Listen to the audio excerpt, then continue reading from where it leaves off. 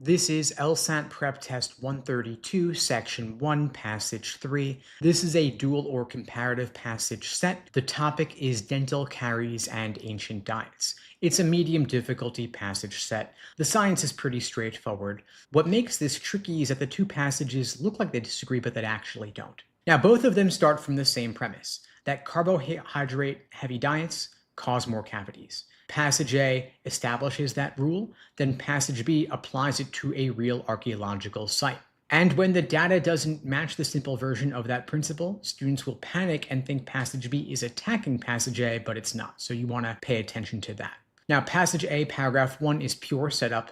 Dental caries link to sticky, carbohydrate-rich foods. And prehistoric teeth can show us when a population shifted to farming. You want to move through this pretty quickly. It's giving you the premise, not the core argument. Then paragraph 2 of passage A slows down on the mechanism. Caries depend on tooth structure, bacteria, and diet. But the one the passage really cares about is diet. The word composition is doing real work here around carbohydrate texture. It means that not all carbs are equal. Some stick to teeth more than others. And that idea comes back in passage B, so you want to flag it mentally. Then paragraph 3 is your evidence. Lay's North America study, meat-eating populations had almost no caries. Maize-eating populations hit 75%, and other researchers confirmed it. So if they have more dependence on agriculture, they have more caries. It looks like it's a pretty rock-solid pattern. Now, here is the paragraph that matters most in passage A. It's the last one. It opens with, under some circumstances, however. And that's a signal, it's a change in direction. It's telling you that the clean rule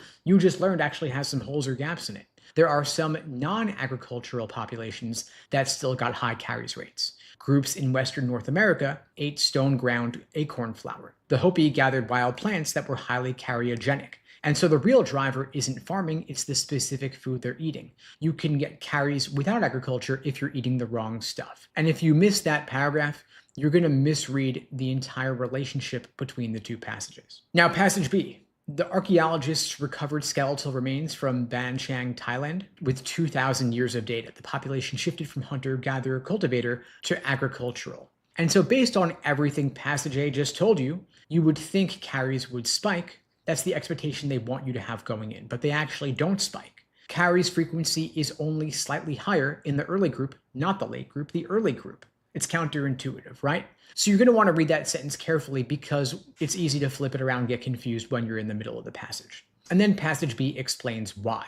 The diet in the late period stayed varied and no single food took over. And there may have been a shift from yams toward rice, and rice is a less cariogenic carbohydrate, and so that is your connection. Passage A tells you composition matters. Passage B shows a case where a shift in composition kept caries stable even as agriculture grew. Now, the key thing you want to keep in mind across both passages is that passage B doesn't break passage A's rule, it confirms the deeper version of it. The simple rule is more agriculture equals more caries. But the real rule, which you see at the end of passage A, is that the type of carbohydrate matters more than whether you're farming or not. Ban Chiang is a case study that proves the refined version of the rule. And so the main trap is reading these as opposing passages. Students will see unexpected results in passage B and assume it's contradicting passage A. But passage A has already built in the exception. The last paragraph of passage A is the bridge between them. And if you miss that paragraph's function, you're going to get the relationship questions wrong.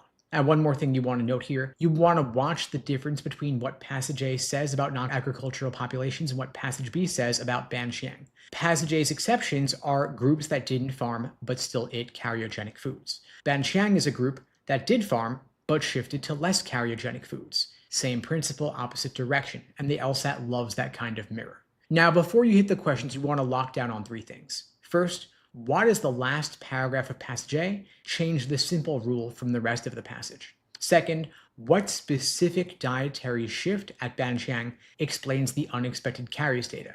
And third, can you state in one sentence how the two passages relate without calling it a contradiction?